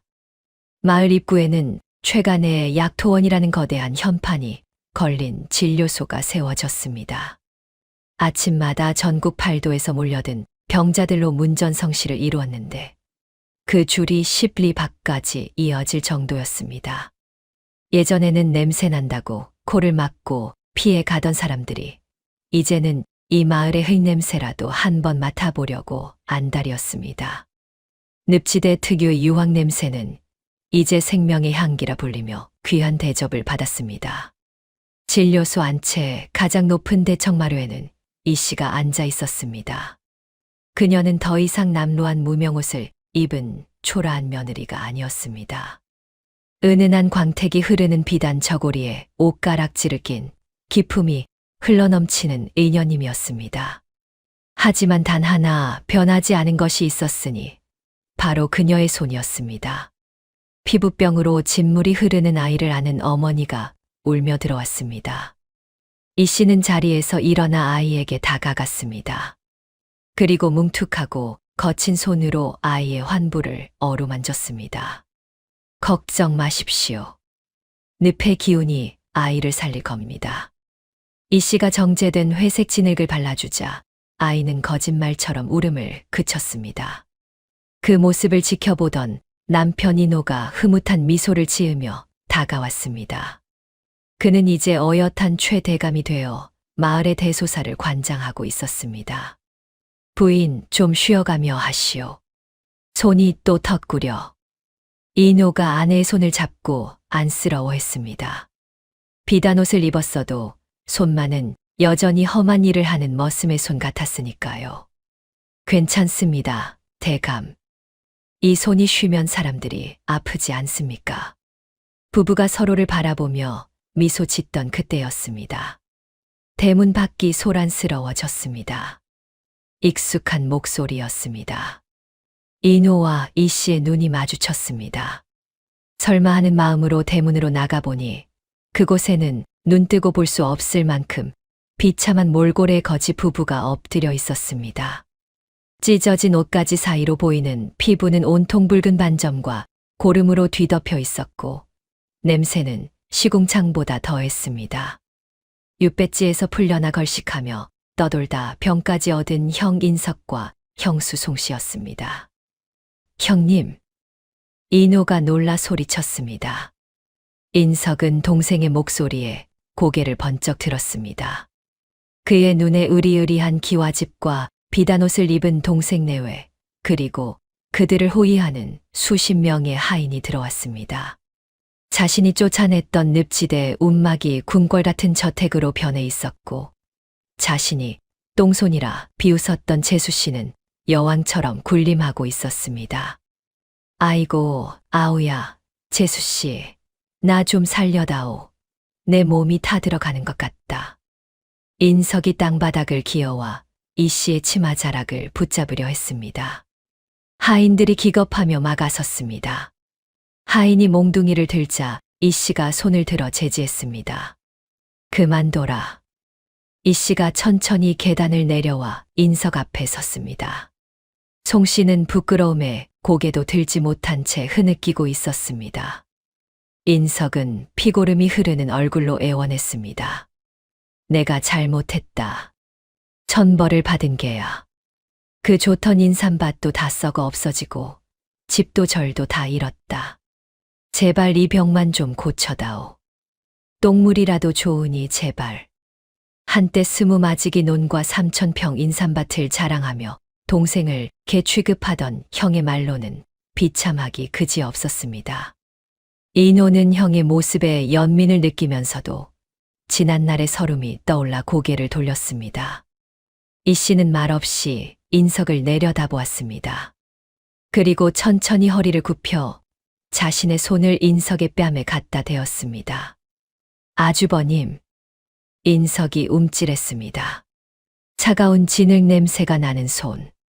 그는 눈앞에 있는 그 손을 뚫어지게 바라보았습니다.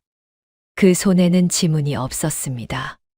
손톱은 닳아서 살 속에 파묻혀 있었고 손가락 마디마디는 옹이처럼 굵어져 있었습니다. 얼마나 많은 흙을 맨손으로 파내고 거르고 비볐으면 사람의 손이 저렇게 되었을까. 그것은 징그러운 손이 아니었습니다. 세상의 모든 독을 대신 빨아들이고 남은 것은 생명뿐인 성스러운 손이었습니다. 인석은 그 뭉툭한 손을 보자 왈칵 눈물이 솟구쳤습니다. 자신이 비단 옷을 입고 거드름을 피울 때 재수 씨는 저 손이 문드러지도록 땅을 섬겼다는 사실이 뼈저리게 다가왔습니다. 제가 눈뜬 장님이었습니다. 보석을 똥이라고 버린 천하의 바보 천치였습니다.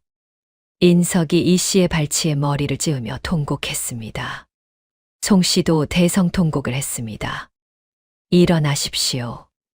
이 씨가 담담하게 말했습니다. 병은 고쳐드리겠습니다. 아버님께서 남기신 흙은 사람을 가리지 않으니까요. 감사합니다. 감사합니다. 허나 이 씨의 목소리에 서리빨 같은 위엄이 실렸습니다. 공짜는 아닙니다. 세상에 공짜는 없다는 것을 아주버님께서 누구보다 잘 아시지 않습니까? 무엇이든 하겠소. 내 목숨이라도 내놓으라면 내놓겠소. 목숨은 필요 없습니다. 대신 평생 이곳에 머물며 죗값을 치르십시오. 이 씨가 손가락으로 가리킨 곳은 진료소의 바닥과 늪지대 입구였습니다. 아주버님 내외분께서는 오늘부터 이 약토원의 가장 낮은 곳에서 일하게 될 것입니다. 매일 새벽 늪에 들어가 흙을 퍼 나르고 환자들이 밟고 지나간 바닥을 닦으십시오. 더럽다고 냄새난다고 멸시했던 그 흙을 평생 만지고 섬기며 사십시오. 그것이 치료비입니다. 인석과 송 씨는 멍하니 이 씨를 올려다보았습니다.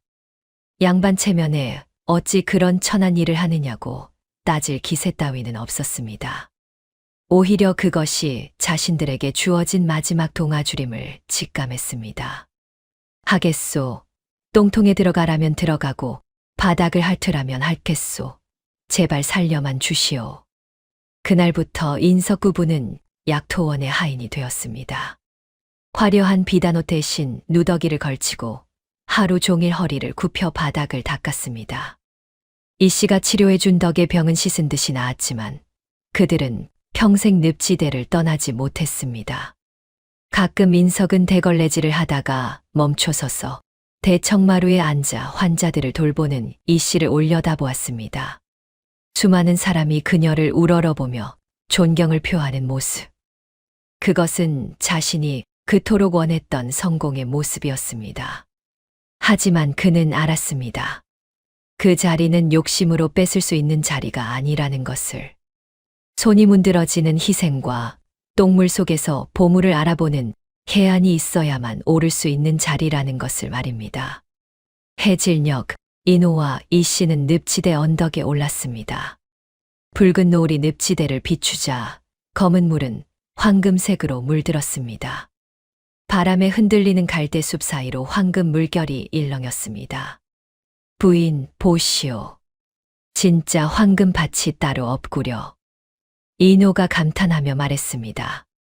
이 씨는 남편의 손을 꼭 잡았습니다. 서방님, 아버님 말씀이 맞았습니다. 세상에 버릴 땅은 하나도 없습니다. 다만 그 쓰임새를 모르는 사람만 있을 뿐이지요. 이 씨가 자신의 손을 들어 노을에 비추어 보았습니다. 뭉툭하고 거친 손. 하지만 그 손은 노을빛을 받아 그 어떤 보석보다 아름답게 빛나고 있었습니다. 가장 천한 곳에 가장 귀한 것이 숨어 있었습니다. 그리고 그 귀한 것을 알아봐 준 서방님이 계셨기에 제가 있었습니다. 아니요, 부인. 부인이 나를 사람 만들었소. 내 평생 부인을 여왕처럼 모시리다. 두 사람은 서로를 마주보며 환하게 웃었습니다. 그들의 뒤로 황금빛 늪지대가 영원토록 마르지 않을 생명수를 뿜어내고 있었습니다. 똥물 웅덩이를 상속받아 세상을 구한 며느리 이야기. 겉만 보고 판단하는 어리석음 대신 속을 들여다보는 지혜가 얼마나 큰 복을 가져다 주는지 보여주는 전설이 되어 광주 땅 약토 마을에 전해져 내려오고 있습니다. 오늘의 이야기는 여기까지입니다. 여러분은 혹시 지금 냄새나고 보잘것없어 보이는 진흙탕 속에 계시지는 않나요? 실망하지 마세요. 어쩌면 그 속에 여러분의 인생을 바꿀 황금이 숨겨져 있을지도 모릅니다. 중요한 건 겉모습이 아니라 그것을 갈고 닦는 여러분의 손과 정성이니까요. 지금까지 야담 쉼터였습니다. 이야기가 재미있으셨다면 구독과 좋아요 꾹 눌러주시고 소중한 댓글도 부탁드립니다. 여러분의 하루에 황금빛 행운이 가득하기를 기원합니다. 감사합니다.